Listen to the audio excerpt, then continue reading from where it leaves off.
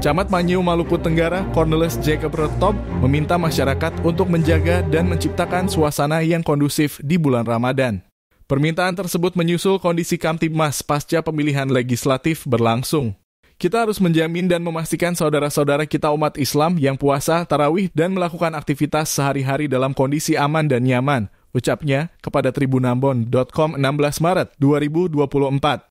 Menurutnya, selaku pimpinan masyarakat di tingkat kecamatan menginginkan masyarakat menjalankan ibadah dengan baik, tentunya hal tersebut ditunjang dengan sinergitas masyarakat dalam menjaga Kamtibmas di masing-masing Ohoy. Situasi dan kondisi pasti berbeda antara hari biasa dan bulan puasa, sehingga perlu langkah antisipasi untuk mencegah pelanggaran atau tindakan yang dapat mengganggu dalam pelaksanaan ibadah saudara kita, imbunya. Untuk aparat keamanan yang ditempatkan di kecamatan diharapkan mampu menciptakan situasi yang kondusif selama Ramadan dan merespon cepat apabila ada potensi tindakan kriminal.